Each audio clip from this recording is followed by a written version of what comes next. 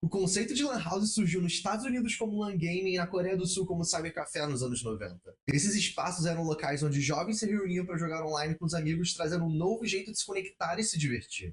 De acordo com o CGI.br, o Comitê Gestor da Internet no Brasil, em 2009 as Lan Houses foram responsáveis por 45% do acesso à internet no Brasil. Você tem noção? Quase metade dos acessos em território nacional. A verdade é que a navegação pela internet nas Lan Houses só foi possível com a introdução da internet banda larga, mais precisamente com o avanço da tecnologia DSL que veio para substituir a conexão de escada e suas inconveniências, tipo a linha telefônica ficar ocupada e a navegação lenta, sabe? Olá, meu nome é Henrique Ribeiro, bem-vindos ao canal onde falamos de tecnologia e mercado e adicionamos umas boas doses de provocações. Os millennials como eu devem se recordar que uma das principais mudanças na internet foi a eliminação da necessidade de discagem e o fato da linha telefônica não ficar mais ocupada durante a conexão. Você podia navegar no seu computador de mesa enquanto seus familiares faziam e recebiam ligações telefônicas sem que um atrapalhasse o outro. Outra mudança importante foi não precisar mais se preocupar com os horários específicos para se conectar devido à cobrança do pulso. Lembra da tarifa normal e da tarifa reduzida? Agora era possível se conectar a qualquer momento, sem precisar esperar até as 2 horas da tarde de sábado ou entre meia-noite e 6 horas da manhã durante a semana. E claro, a mudança mais significativa foi o aumento das velocidades de conexão. No vídeo de hoje vamos continuar nossa jornada no tempo explorando a evolução das conexões de internet com a corrida do ouro da banda larga. Começaremos introduzindo a diferença entre as tecnologias de banda larga e banda estreita. Em seguida falaremos sobre a adoção e expansão da tecnologia DSL no mercado nacional de acesso à internet. Vamos entrar nos detalhes técnicos do funcionamento da tecnologia DSL e por fim discutir a importância das Lan Houses na expansão da banda larga e onde elas estão hoje em dia. Nós vimos que no início da década de 90, a velocidade disponível ao público da internet de escada era de 14.4 kilobits por segundo, enquanto no final da década era de 56.6 kilobits por segundo. Com essa nova internet via banda larga, passamos a ter velocidades de até 8 megabits por segundo. Incrível, né? Claro que essa velocidade de 8 megabits por segundo não estava disponível para todo mundo e levou um tempo para ser amplamente difundida, principalmente aqui no Brasil. Você já deve estar se perguntando, como é que foi possível um salto tão grande? E por que a internet não alcançou esse potencial antes? O acesso de escada à internet, como discutimos anteriormente, utilizava a infraestrutura da rede de telefonia fixa, que havia sido construída para transportar voz humana, as tradicionais conversas ao telefone. Todo investimento ao longo de muitos anos visou otimizar o serviço de ligação de voz. Para difundir o uso da internet, a rede de telefonia fixa foi escolhida e assim surgiu a internet de escada, ou para sermos mais precisos, o acesso de escada à internet. Assim, por um lado foi excelente, porque ficou claro que a internet seria o futuro, visto que muita gente passou a acessá-la e a demanda crescia cada vez mais. Por outro lado, não dava para fazer milagre na rede de telefonia fixa, e isso já estava claro para muita gente no setor de tecnologia e telecomunicações há muito tempo. No início dos anos 2000, o valor da internet estava mais do que provado. Era visível e indiscutível, mas as pessoas queriam uma melhor experiência de conexão e, sobretudo, mais velocidade, que a rede de telefonia fixa não podia entregar. Quer dizer, até podia, mas com algumas ressalvas. Além da rede de telefonia fixa, por incrível que pareça, existia uma outra rede que podia impulsionar o uso da internet e já estava impulsionando aos poucos: a rede de TV a cabo. Com isso, houve uma corrida do ouro para ver quem conseguiria conquistar uma parte considerável do mercado de acesso à internet. Uma disputa entre operadoras de telefonia fixa e operadoras de TV a cabo. No jargão técnico, a internet de escada é um conjunto de tecnologias de acesso à internet por banda estreita. Suas características são a baixa velocidade, que atinge no máximo 56.6 kilobits por segundo, e o uso da infraestrutura da rede de telefonia fixa. Nada novo até aqui. Em contrapartida, começaram a surgir no mercado serviços de acesso à internet por banda larga devido à demanda crescente por altas velocidades. Na frente puxada pelas operadoras de telefonia fixa, a tecnologia que ganhou destaque foi o DSL. Do acrônimo em inglês Digital Subscriber Line, que traduzido para português seria linha de assinante digital, a tecnologia também era conhecida como XDSL, onde esse X significava tipo um conjunto de versões das quais a ADSL foi a mais conhecida e utilizada na prática em implantações de banda larga fixa. Esse A em ADSL significa assimétrico, e vamos explicar já já o motivo.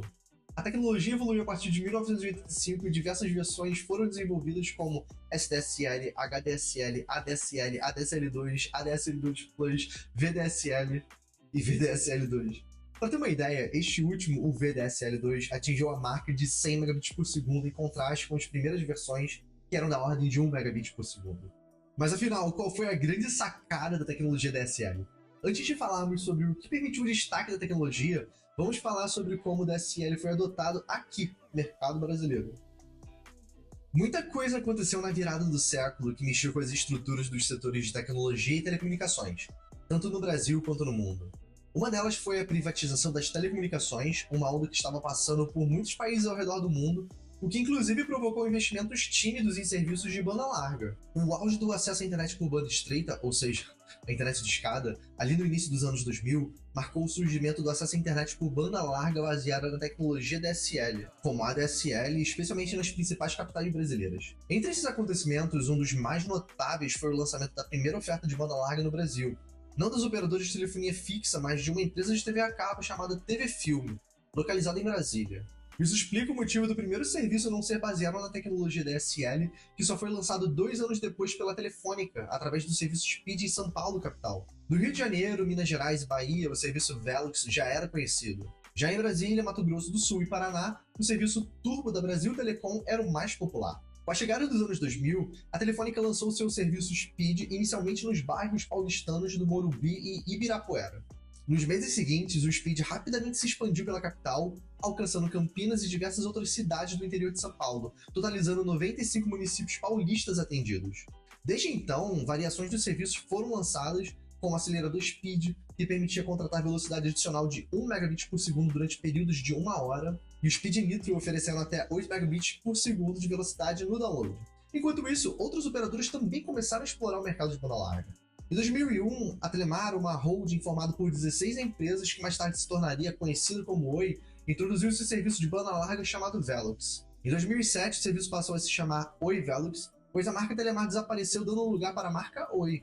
Em 2009, ocorreu a fusão das empresas Oi e Brasil Telecom, onde o serviço de banda larga Turbo da Brasil Telecom foi incorporado na Oi Velux. A popularidade do ADSL permitiu que os clientes tivessem conexões mais rápidas do que a internet de escada. Apesar das primeiras versões da tecnologia suportarem velocidades de 1 megabit a 2 megabits por segundo, a velocidade mais difundida era em torno de 256 kilobits por segundo.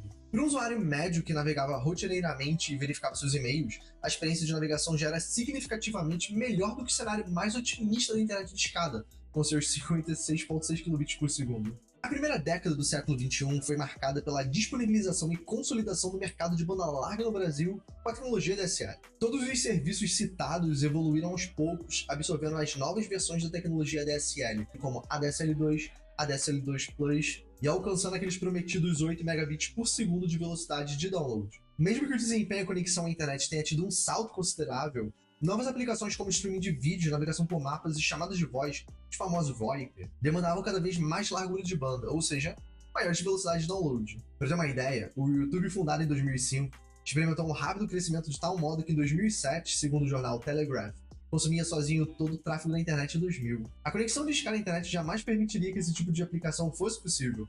Com a introdução do iPhone em 2007 e smartphones Android, tornou-se comum a atualização do sistema operacional desses dispositivos via internet, consumindo cada vez mais largura de banda. Além disso, a expansão dos jogos online também exigia maiores velocidades para um funcionamento adequado sem lags, aqueles altos pings, que é a lentidão, a latência experimentada pelos jogadores. Foi nesse contexto que as LAN houses se proliferaram em todo o território nacional, para fornecer um meio de acesso mais rápido para muitas pessoas que não dispunham de computador de mesa, linha telefônica e o plano de banda larga. Estes locais eram utilizados tanto para navegação quanto, sobretudo, pelos jogos online. Segura um pouco aí que temos bastante dados interessantes sobre as LAN houses nessa primeira década do século XXI e por onde andam nos dias atuais. Mas antes vamos retomar a grande sacada da tecnologia DSL e falar sobre o seu funcionamento. O cabo de par trançado é um tipo de cabo amplamente usado em sistemas de comunicação. Como o nome sugere, ele possui pares de fios trançados para o cancelamento de interferências eletromagnéticas e melhora da qualidade do sinal transmitido. É bastante comum encontrá-lo na telefonia na forma do cabo telefônico, em sistemas de áudio e vídeo como o VGA ou HDMI, e também para envio de dados na forma do cabo de rede para conectar, por exemplo, diretamente computadores de mesa, aquele que eu queria estender da minha casa até a casa do meu primo no episódio da internet de escada. O cabo de par trançado é padronizado pelas normas da EATIA 568B, um padrão técnico de cabeamento para produtos e serviços de telecomunicações. Há diferentes tipos de cabos classificados em 10 categorias, CAT1, CAT2, CAT3 e assim por diante. No caso da telefonia, a categoria usada nos cabos telefônicos é o CAT3, que possui uma largura de banda de até 16 MHz. A largura de banda é como a largura de uma estrada para os dados passarem. Quanto maior, mais dados podem ser transmitidos ao mesmo tempo. Na prática, o cabo telefônico consegue uma largura de banda de 1 MHz a 2 MHz, devido à sua espessura e comprimento. à medida que se aumenta a distância entre o telefone da sua casa e a central da operadora, a largura de banda efetiva diminui. Da mesma forma que se aumentar a bitola do cabo, nesse caso, a quantidade de fios entrelaçados, a largura de banda efetiva aumenta. O conceito por trás do DSL é bastante simples. Como mencionado, o cabo de telefonia tem uma capacidade prática de 1 MHz a 2 MHz. Tradicionalmente, os serviços de telefonia precisam de uma largura de banda de apenas 4.3 kHz, ou seja, 4.300 Hz, para carregar o sinal de voz, o que representa menos de 1% da capacidade total do cabo. Portanto, o canal de voz tem uma largura de banda de 4.3 kHz. No acesso discado, o modem utiliza o canal de voz para transmitir dados de forma mutuamente exclusiva, ou seja, ou envia o sinal de voz ou envia o sinal de dados, uma coisa por vez. Motivo pelo qual o telefone ficava ocupado durante a conexão discada à internet. Inclusive, lembra da encenação dos modems conversando no episódio da internet discada? Há um momento em que seu modem informa ao modem da operadora para sair do modo telefonia e mudar para o modo de transmissão de dados, porque não pode ficar nesses dois modos ao mesmo tempo. No acesso DSL, o modem utiliza múltiplos canais para o envio e recebimento de dados. Em vez de um canal de voz de 4.3 kHz, que ora é usada para voz, ora para dados, a ideia foi dividir aqueles 1 MHz de capacidade prática do cabo de telefonia em 256 canais de 4.3 kHz cada. O primeiro canal, chamado de canal 0, entre 0 Hz e 4.3 kHz, não é usado. O canal 1, entre 4.3 kHz e 8.6 kHz, segue sendo usado como canal de voz para transmissão de voz, como já era feito desde a introdução da telefonia digital. E os demais canais anteriormente inutilizados passaram a ser usados para transmissão de dados. Simples assim. No final das contas, no DSL, foi definido o uso de múltiplos canais diferentes. No caso do ADSL, a linha telefônica é dividida em 3 principais canais. Um para carregar voz, com uma largura de banda de 4.3 kHz, e outras 2 bandas para carregar dados, sendo uma delas para download e outra para upload. Com essa separação, não há mais necessidade de telefone fixo ficar ocupado durante uma conexão de escada à internet, visto que o canal de voz é dedicado para voz e há 2 canais dedicados para dados, todos independentes. Olha só como é que as coisas começam a fazer sentido. Nas tecnologias ADSL e ADSL2, convencionou-se agrupar 25 canais de 4.3 kHz para a criação do canal de dados de upload e agrupar 222 canais de 4.3 kHz para a criação do canal de dados de download. Aqui fica ainda mais evidente a simetria inerente ao ADSL. A definição de um canal de dados de download bem maior do que o canal de dados de upload. A divisão entre download e upload seria aproximadamente 90% e 10% respectivamente. Na tecnologia ADSL2 Plus, ao invés de utilizar apenas 1 MHz da largura de banda disponível no cabo de telefonia, convencionou-se usar o dobro, 2 MHz, e com isso também o dobro de canais. O ADSL2 Plus fez o seguinte arranjo. Na sua configuração padrão, manteve a mesma quantidade de 25 canais de 4.3 kHz para o canal de dados de upload, mas aumentou consideravelmente os canais de 4.3 kHz para o canal de dados de download, de 222 para 478 canais. Há também uma variação do ADSL2 Plus que permite uma redistribuição dos canais de 4.3 kHz entre os canais de dados de download e upload, permitindo assim maiores velocidades de upload. Cada canal de 4.3 kHz pode carregar até 56 kbps aproximadamente. Aquele limite teórico da melhor configuração do modem na conexão de escada, mas é importante ressaltar que é até 56 kbps, porque depende das condições do meio de transmissão, ou seja, as condições do cabo de telefonia fixa a partir da sua casa até a central de telefonia, do ponto de vista de interferência e distância, principalmente. Se as condições não estiverem boas, cada canal vai enviar e receber menos do que 56 kbps. Em condições ideais, nas tecnologias ADSL e ADSL2, a velocidade de download pode chegar até 12 megabits por segundo, e a velocidade de upload até 1.4 megabits por segundo. No entanto, no padrão ADSL, o valor máximo de download é limitado a 8 megabits por segundo. Já na tecnologia ADSL2 Plus, a velocidade de download pode chegar até 26 megabits por segundo, apesar de limitada a 24 megabits por segundo. De forma mais genérica, o ADSL se refere a todas as versões da tecnologia que tiveram como objetivo desenvolver soluções onde essa assimetria entre download e upload era uma premissa básica. Dentro desse leque de tecnologia ADSL, tivemos ADSL2, ADSL2 Plus, VDSL e VDSL2. Em paralelo, outras versões do DSL focadas na simetria entre download e upload foram desenvolvidas e ficaram conhecidas como SDSL. O S de SDSL significava simétrico, ou seja, da largura de banda total disponível alocava-se metade para download e metade para upload. Alguns exemplos são HDSL, HDSL2 e SDSL. Vale frisar que, por uma questão de simplificação, foram mencionadas apenas as principais tecnologias tanto para as versões ADSL quanto para as versões SDSL. Outras assimétricas e simétricas foram desenvolvidas, mas não foram amplamente utilizadas no mercado. Depois de tudo que falamos, você deve estar se perguntando, se tudo dependia de apenas usar toda a largura de banda do cabo de telefonia e não apenas aqueles 4.3 kbps por segundo para chamada de voz, por que não resolveram isso antes? Tem pelo menos dois motivos: necessidade e viabilidade. Como os operadores de telefonia nunca precisaram fazer uso de toda a capacidade do cabo, pois o único serviço oferecido até então era a voz, que precisava de tão pouca largura de banda, então extrair todo o potencial do cabo nunca foi uma questão, até o surgimento da internet e as crescentes demandas por velocidade. De novo, no contexto da internet. A patente do conceito da tecnologia DSL remonta a 1988.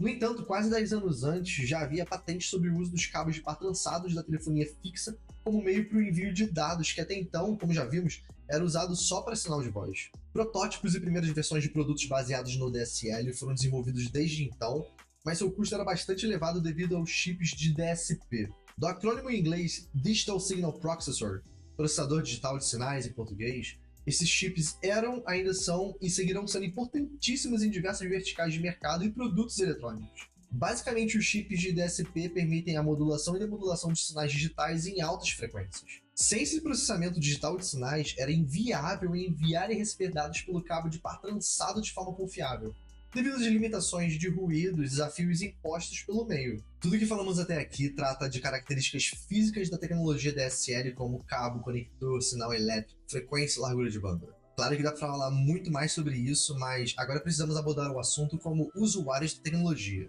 Após a introdução do acesso à internet via banda larga, seu computador de mesa não precisava mais ter instalado um programa chamado discador, e a placa de rede não tinha mais o modem integrado. O mais comum era ter um modem fora do computador como um equipamento separado, e também conhecido como roteador, normalmente fornecido pelo operador de telefonia fixa. Tecnicamente falando, modem e roteador são coisas completamente diferentes, independentemente da tecnologia de banda larga, seja DSL ou qualquer outra coisa. Mas essas duas palavras passaram a ser utilizadas de forma intercambiável no senso comum. Inclusive, isso se aplica até os dias de hoje. Para simplificar nossa vida, eu vou continuar chamando de modem. É importante frisar que esses equipamentos que temos em nossas casas combinam ambas as funções de modem e roteador. Então esse equipamento com uma crise existencial tem a função de modem, isto é, modulador e demodulador, que transforma seu sinal digital em sinal analógico e vice-versa. E também a função de roteador, isto é, para estabelecer conexão de dados e roteamento de pacotes. No caso da tecnologia DSL, era bastante comum conectar um modem DSL a um pequeno equipamento chamado de splitter, que não tem nada a ver com ar-condicionado. O cabo de par trançado que vinha do operador de telefonia fixa, vindo lá do poste em frente à sua casa ou prédio, era conectado nesse splitter que funcionava como um filtro analógico separando os canais de voz e de dados. Aquela conversa dos 256 canais.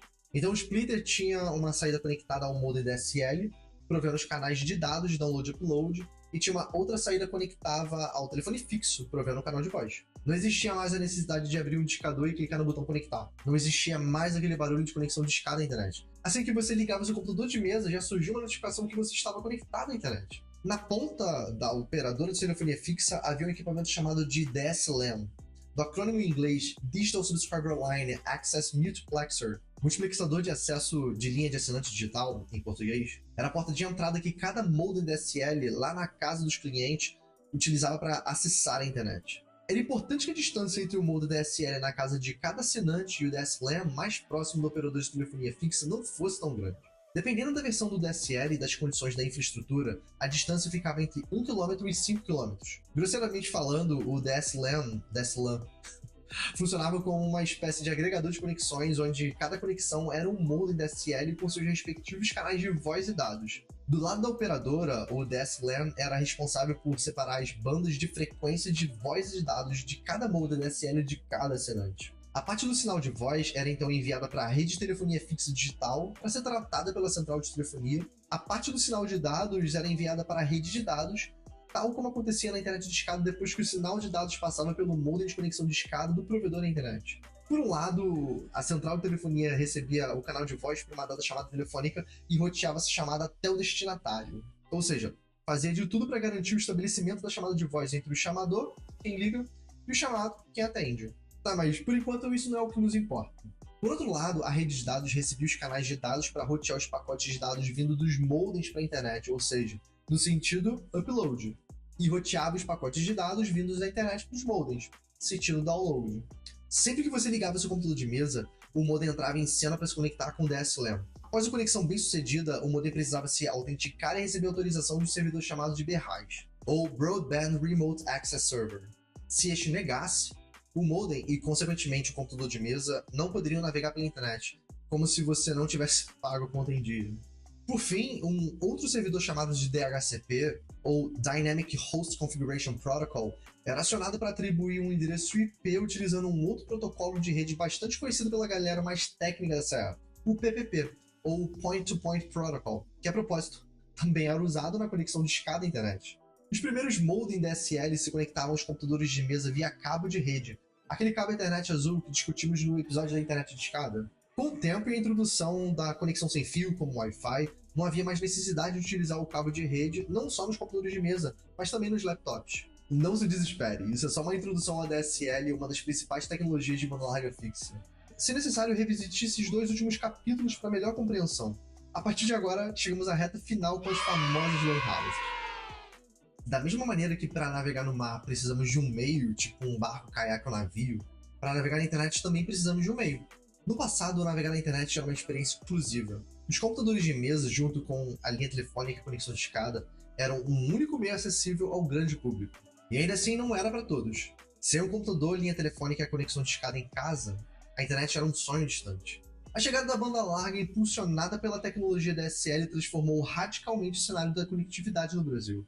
Novos hábitos emergiram, especialmente entre os jovens millennials dos anos 2000, graças à popularização das lan houses, começando nas grandes cidades e rapidamente se espalhando por todo o país.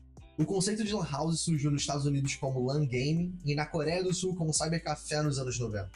Esses espaços eram locais onde jovens se reuniam para jogar online com os amigos, trazendo um novo jeito de se conectar e se divertir.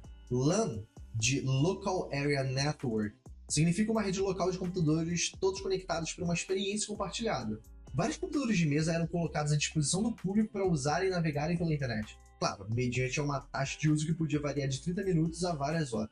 Enquanto alguns frequentavam as lan houses para jogar Mu, CS, Gumball de GTA, outros iam para se comunicar com amigos e familiares distantes através do ICQ, MSN e até Orkut, precursor das redes sociais. As lan houses democratizaram o acesso à internet no Brasil, permitindo que mais pessoas participassem desse novo mundo digital. Cara, inclusive saudades. De acordo com o CGI.br, o Comitê Gestor da Internet no Brasil, em 2009 as lan houses foram responsáveis por 45% dos acessos à internet no Brasil. Você tem noção? Quase metade dos acessos em território nacional. Muita coisa. O Brasil tinha 18 mil a 20 mil estabelecimentos legais de lan house, sem contar os demais locais não registrados como lan houses, que estimavam um número maior do que 100 mil. O documento primeira edição da pesquisa TIC Lan House 2010 do CGI.br revela pontos interessantes sobre esses estabelecimentos. Do ponto de vista de negócios, eram familiares, em sua grande maioria, cerca de 80%. Na maioria absoluta, contava com até 3 funcionários geralmente associados à família do proprietário, dividiam espaço com outras atividades complementares, tipo comércio de informática, assistência técnica, papelaria e lanchonete. Uma parcela considerável, 46% aproximadamente, disponibilizava entre 6 a 10 computadores, e poucos, 32%, disponibilizavam 10 ou mais computadores. 98% usavam Windows como sistema operacional dos computadores de mesa. Um total de 0 pessoas surpresas.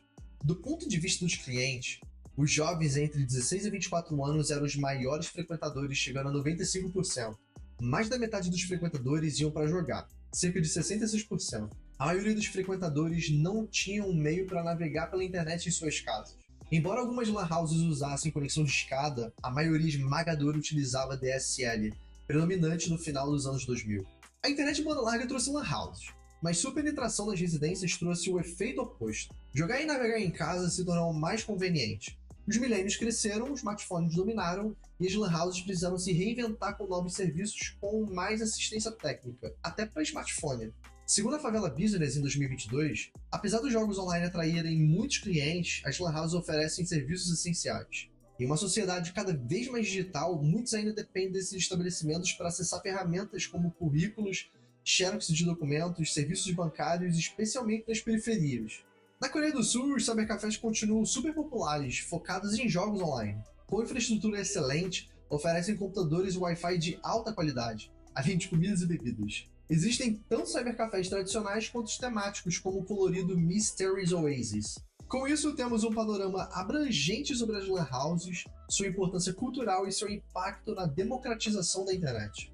Das primeiras conexões discadas aos modernos cybercafés, a história das lan houses reflete a evolução da internet e a conectividade global. Ao longo deste vídeo, exploramos a transição da internet discada para a banda larga fixa, com foco na tecnologia DSL. Vimos o impacto dessa inovação na sociedade, desde o desejo inicial de uma internet mais rápida até a ampla adoção do DSL no mercado nacional através de diferentes empresas e serviços. Entendemos o funcionamento técnico dessa tecnologia, seu papel crucial na expansão da banda larga e destacamos a importância das lan houses na democratização do acesso à internet no Brasil. E você se recorda que DSL não foi a única tecnologia de banda larga fixa, né? Aquela corrida do ouro entre operadores de telefonia fixa versus operadores de TV a cabo ainda teve muito pano pra manga. E olha que nem começamos a falar de telefonia móvel. Eu só te garanto uma coisa, você não perde por esperar. Agora me diga, você frequentava ou ainda frequenta houses? Compartilha nos comentários. Se você curtiu o vídeo, não se esqueça de deixar o like, inscrever-se no canal e ativar o sininho para não perder os próximos vídeos. Obrigado por assistir e nos vemos na próxima.